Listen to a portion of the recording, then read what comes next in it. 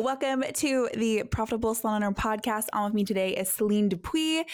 We are going to be talking about branding. We're going to be talking about branding your salon and what that means. So before we jump into all the fun stuff, let's talk a little bit about Celene. Celene, how are you? I'm good. Excited to be here. Yeah, we're so excited to have you on. So tell me a little bit about yourself.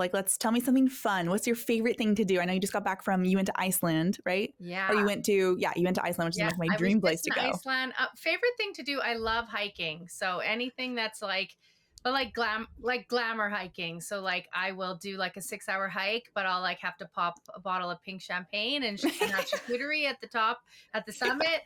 So I like to do adventurous things with a glamorous spirit still. Oh, I love that. I love that. What's your favorite thing? Why hiking? What is it about hiking that just draws you to it? I think just the connection. I think the connection with nature, number one, is super grounding. Yeah. But I also think it is such a mental game. There's moments where you're just literally put one foot in front of the other, keep going. It's really mental. So I don't know. There's that adrenaline rush when you can actually do it. And also walking to see some of the most amazing views in the world. You wouldn't see that just sitting in your car. So, I bet being in Iceland was a whole nother world of hiking. It was. It really was. Man, that's amazing. Yeah, I love that. What's the longest hike you've ever done? I think a 6-hour one Wow. in Canada, Lake Louise. It was really hard. It was kind of one of the hikes you fall, you die. Okay. But I mean, it's not like you have to be super skilled. You just have to plan where you put your feet. But it was views like nothing else. It was incredible. Wow. Were you strapped in or anything, or was it free? No, free it's hike? not like that. It's just you're climbing to the top of a mountain and it's narrow. You're above the tree line eventually. So there's loose rock. You just have to be really careful because people do get hurt from taking selfies over the edge. Just don't be dumb. Yeah. Respect the fact that you're hiking on the side of a mountain. Right. Nice. All right. Well, let's talk about your salon career. So tell me how long you've been in the industry as a whole. Well, I graduated hair school in 2013, so I'm coming up to 20 years. Sorry, 2003. Okay, I was like, wait. You're wait, that's no. So 20 years in 2023. I've been a salon owner for, it'll be 9 years in December, and just opened my second location in April. That's right. Oh my gosh, how's that going? How's 2 locations? Is it harder? Is it easier? It's like learning all over again. I feel 8 years later, opening a business, it's you don't remember anything. Yeah, from the beginning. So rebranding, branding a new location. It's had a lot of interesting challenges, but I'm learning so much doing it. So it's been all the roller coaster of emotions. It's been great. It's been hard. It's been terrifying and satisfying, all in one. Yeah, but rewarding at the end of the day. Absolutely. It's fun. Now, your salons, both locations, are they similar or are they kind of their own thing? So my first location is just a standard full service salon. The second location is actually 2 doors down. And I should have named it 2 Doors Down Salon. But we actually opened a blowout bar.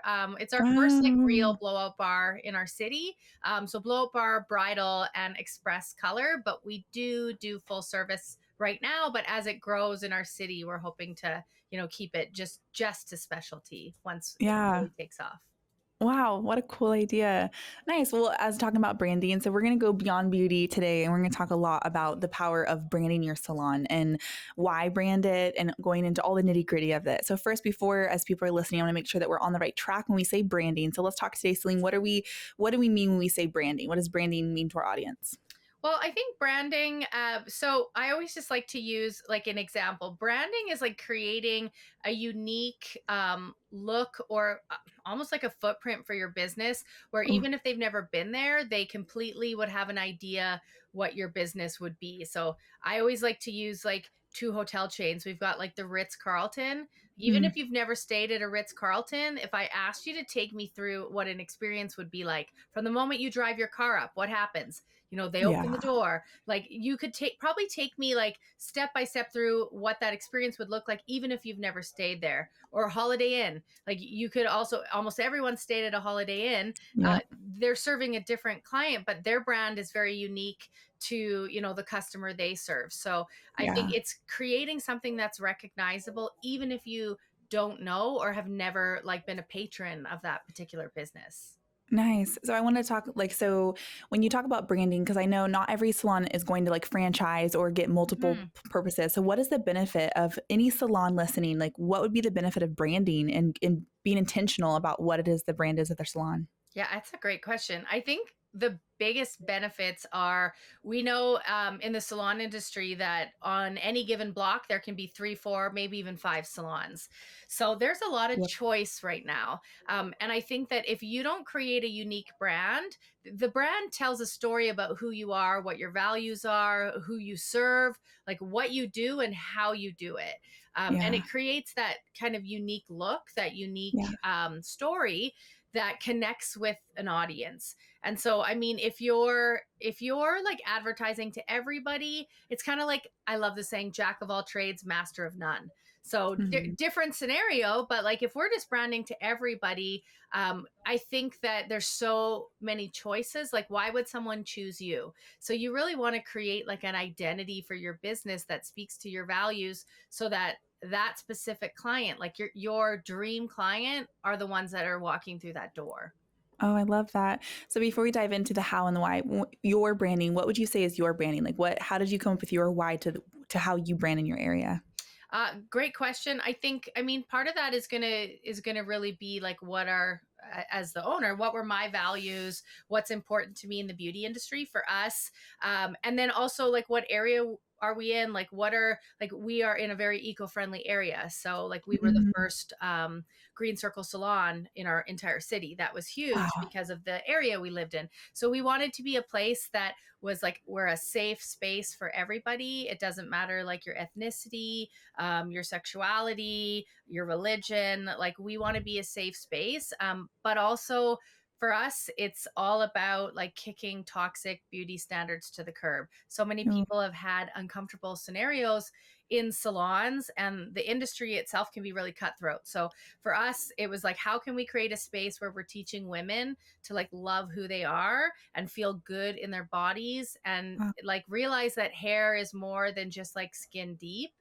You know, beauty really comes from within. So that's Yeah. really our goal, and like who we are and who we want to attract are people that are Yeah. looking to be empowered and be in a community and are kind humans. Oh, I love that. I love how it's like like a mission. It's embodying your avatar, your culture, and just having like a well-rounded like this is why we're doing what we're doing. And so then you funnel your business decisions and how you're creating yourself around this mission. And I love that. So let's dive into it. So as people are listening, whether you have a branding, um, if you're branded, if you feel like you're branded or not, I hope that today you can find some value in us breaking down what it's like to brand your salon. So let's talk first, like what are the core things? Let's there someone's building their branding. Where would you start? Where would you tell somebody to start? I love to start with looking at and really nailing down what your key values would be. And so, like, if I teach this in a class, I would typically have my class. Everyone's like, I don't know, like, what are my? I'm like, open up Google, just type in like core values and hit images, and you'll get Nice. hundreds of words. Like, is it honesty, integrity, creativity? But like, if you could nail down like three words that kind of embody like what your core values are, I feel like that's Yeah. the best place to start, because then everything you build from there, if it's a mission statement, if it's like creating, you know, if you're creating, even like job recruitment posters, anything that you're creating, if you use these three words, like already you have some like cohesiveness to what you're trying to create. So that's always the Yeah. first place I say to start, because you can get really clear on like what is important to you. Yeah. Because you're talking like beyond, like it's going beyond what colors you'd like for your salon. Like, yes, Yes. it's a huge part of it, but it's much past like the what kind of chairs and the decoration. Like, what do you want your salon to look like? It's going deeper than that and being like, what do we want our salon to represent? Yeah, that's 100%. I think that, I mean, Sambia.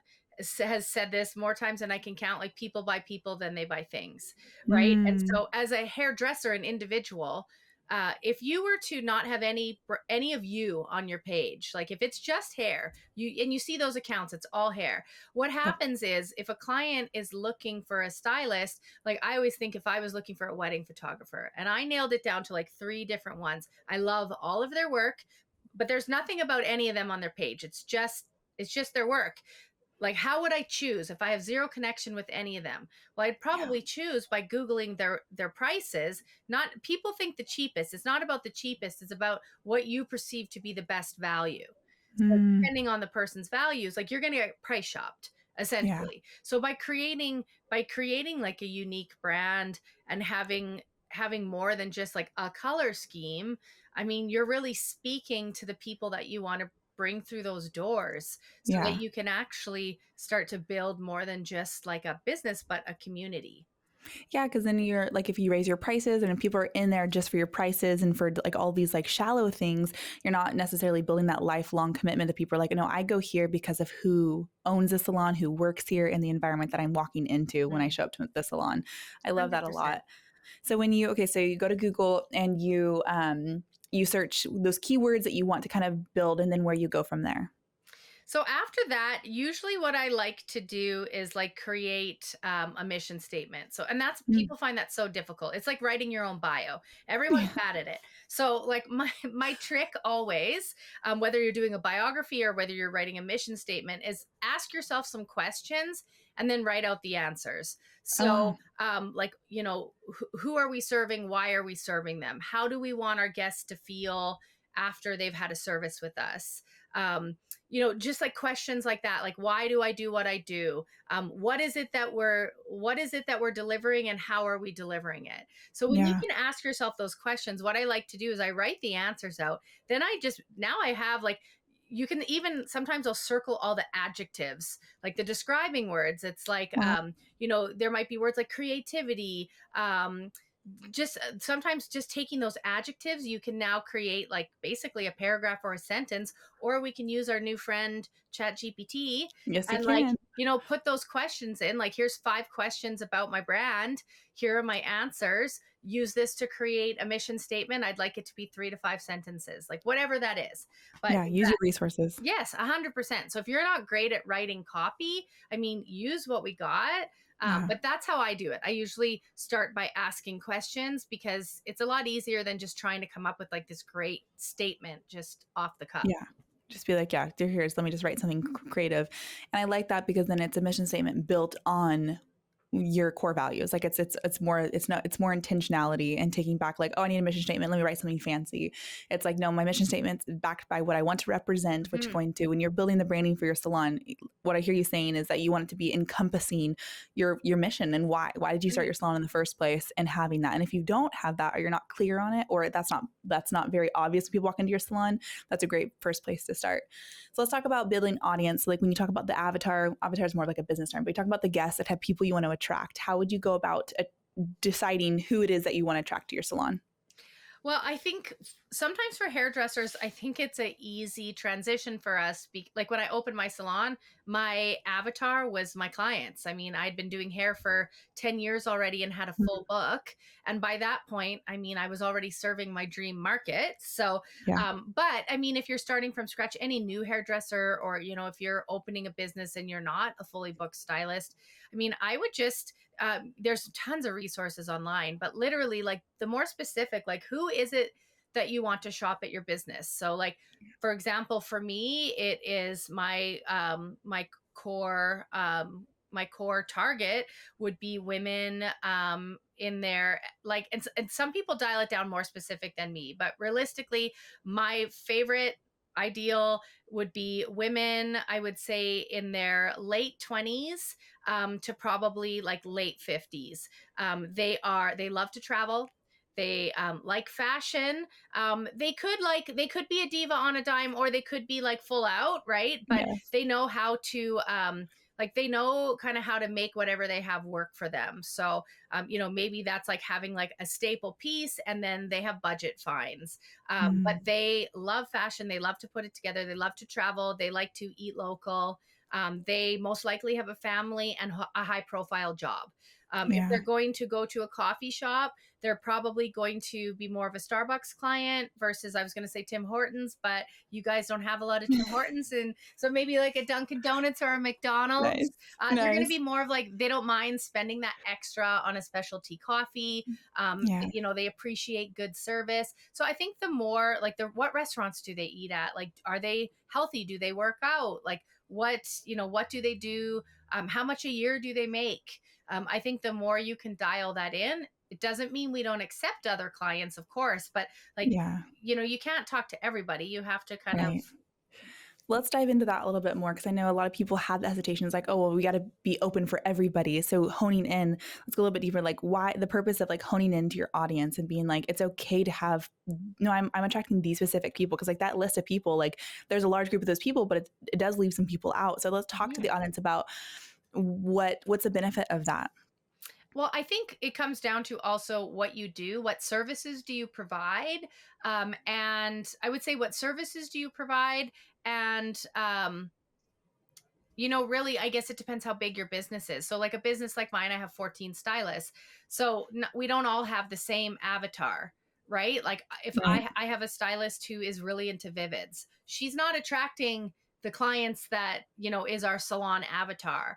So, Interesting. I Okay. mean, again, she's dealing more with creatives. They probably are like thrifting. That's where they would shop. They'd be thrifting. They're looking for vintage finds. They're creative. They probably have a creative job, which maybe doesn't pay that much, or maybe it does. But I mean, it's a different type of client. So you all have to be able to, like, you need your brand for your salon, but then you also have to create the freedom that the stylists in your company are still able to attract the type of clientele based on the type of services that they do.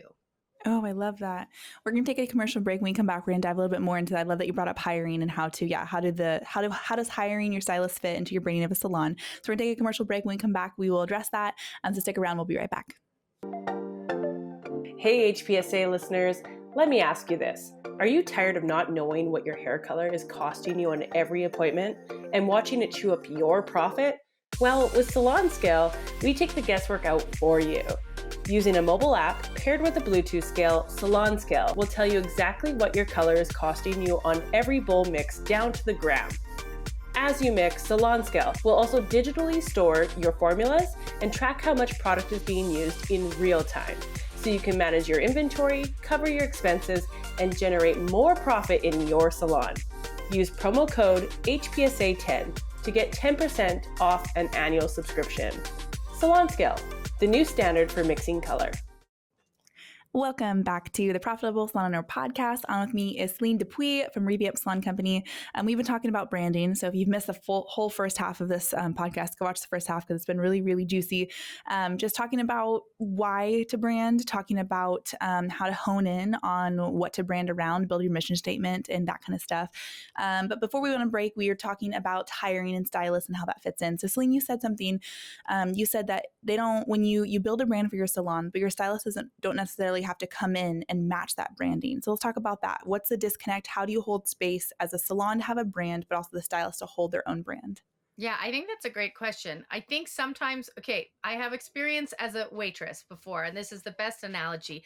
I worked at Love a this. restaurant, and I remember at that time there was another local chain, and I was friends with the hostess. And when people would bring an application, they would literally write, this is awful. They would write a number at the top out of 1 to 10 on how hot the person was bringing Oh, in their application. And if you were under a 7, they just would chuck the resume. oh So man. that was like always stuck with me, awful. And I was like, I will never be that. So I think that knowing that you're creating a brand within your company, but I don't want my staff, like, we're a place, like, our tagline is "You belong here." So if Mm, I just hire all the same type of girl, they all look the same, have the same look, like the same things, that's not really creating the kind of culture we want or sticking to our values.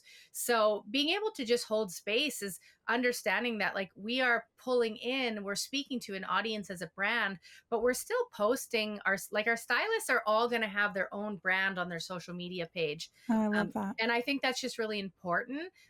If we repost, we have really strict guidelines on like, listen, if you want your work posted, these are our guidelines, like great lighting. These are the 3 approved backgrounds. Like we make sure it's consistent so we're able to still post their work, but we teach them how to brand themselves just like what we're talking about here. They do that individually and Wow. we can marry the two together. There's no reason we can't have all different types of personalities under one roof. Yeah. I love that you said you teach them how to hold their own brand and post and things like that, but then also the collaboration to post on like your guys' social media is like, yeah, here's the ways to post on ours. And so they still have the opportunity, but you very much empower them to create their own as well. Mm-hmm. I love that. So let's talk about social media. So how does branding and social media, when you play the social media game of what to put out there, how does branding play a part in that? Well, I think branding, I mean, that's where it's really about the aesthetic, right? So that's where, like, if you love it or if you hate it, that's where, like, it is important to have a consistent look.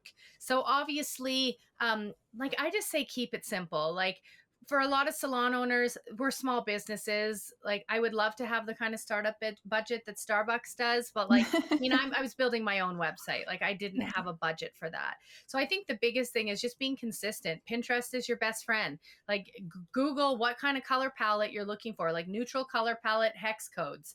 Like get your color codes, have consistent colors. I would say like 3 to 5 tones. I would grab some fonts that you like, and it's just like keep it consistent. There's lots of resources that can help you with that on Canva. So I think that's the main, like, what do you want it to look like? Do you want it to be like light and airy? Do you want it to be, like photographers, a lot of theirs will have a lot of contrast in their photos and colors that pop. Like, it's just really thinking about like, what do you aesthetically want that to look like? And Yeah. then what do you want to, like, what kind of content? Like, who's your audience? What are their problem? Like, if I'm serving blonde clients, I'm going to think of all the problems that blondes have, and I'm just going to create content that solves those challenges. Yeah. Yeah.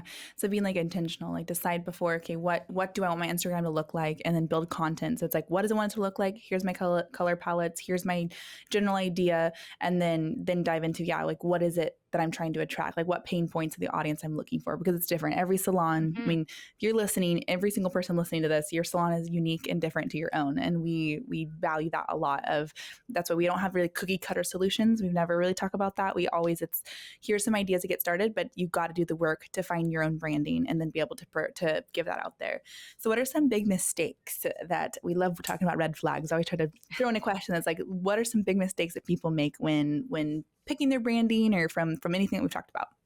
I think biggest mistake, like anything, like really marrying, like if there's like a really big trend of the moment, like I think it's important if you're doing your own branding, or in general, to be just like we're up on hair trends. We would like, if you're a hairdresser and you're not like reading up on like what happened at Fashion Week, Mm, it's every 6 months, right? Like fall, we're looking at fall fashion week, we're looking at spring fashion week. We need to know what's trending. I think making sure you know what's trending for design, graphic design. I think that's important, and not like picking things that are like timeless. yeah, I think that's the number one thing, making sure like you can add in trendy bits, but don't make your overall branding overly trendy. You want it to stand the test of time.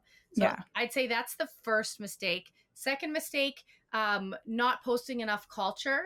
And I mean, I've addressed that already. Like, people buy people, then they buy things. You want the audience, like, we know that a 1.0 salon, the first thing we learn in high performance, 1.0 salon is like all about the me mindset. It's like the stylist is like me, me, me, me, me. It's all stylist driven. But to really be successful in business, we want to get into a 2.0 mindset, and that's about the mission. So that's why that mm, mission statement is so important, because if you can really speak to that and show your culture and who you are and what you stand for, not just cool hair, I mean, you're going to yeah. connect and make meaningful connections with those people, and they'll become loyal customers for life because they love what you stand for, not just because you know how to do the latest hair trend. Yeah. Yeah. I love that. Know what you stand for. So I think there's a common theme of just like knowing if you're not completely clear on what it is that you are doing owning a salon, like what's your mission for your personal self and how that is. If you ask somebody to walk into your salon and be like, what do you think my mission is? And they can't tell you, that's a good starting place to be like, oh, maybe it's not as clear as I thought. Yeah. And I love that you brought up the 1.0, 2.0, because we are really huge on how to upgrade yourself, upgrade where you're at, and even reflect on your own branding right now. Be like, yeah, I'm pretty branded, but there's always you like staying up to date on trends and staying and evolving and being like, okay, what's the greatest thing?